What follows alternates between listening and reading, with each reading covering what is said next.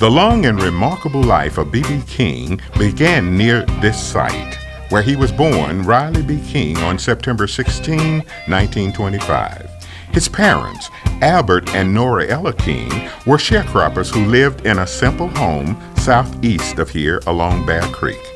After his parents separated when he was 4, King lived in Kilmichael and Lexington before moving as a teen to Indianola, which he referred to as his hometown.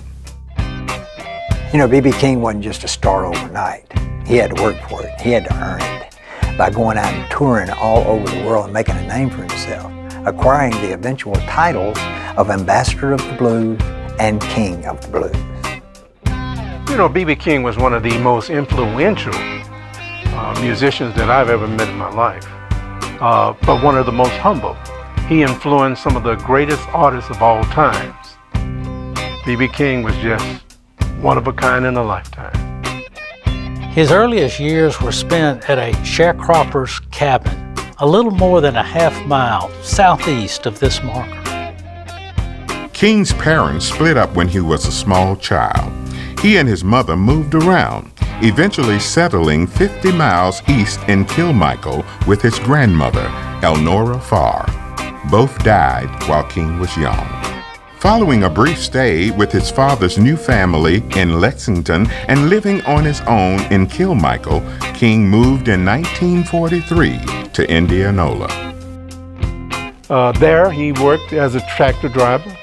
He got married, performed with a gospel quartet, and then started playing the blues.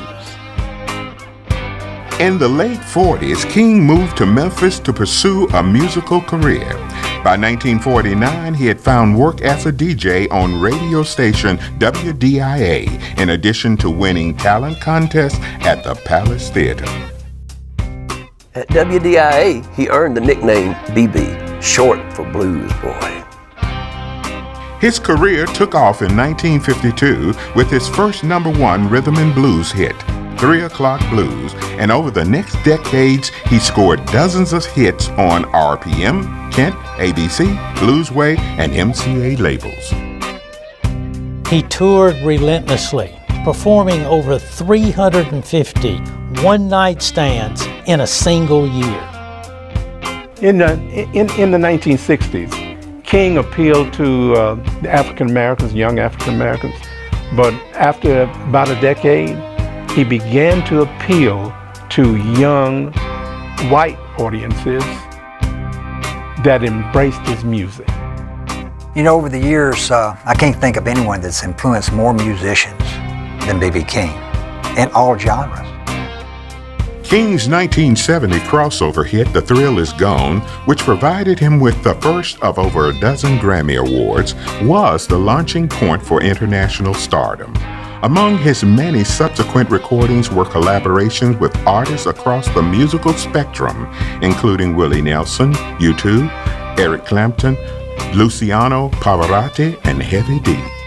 All the while, King never forgot the folks back home, and in the 60s began making regular visits back to Mississippi for events including an annual celebration in honor of slain civil rights leader Medgar Evers, and later a B.B. King homecoming celebration in Indianola, and workshops with students at Mississippi Valley State University in Itta.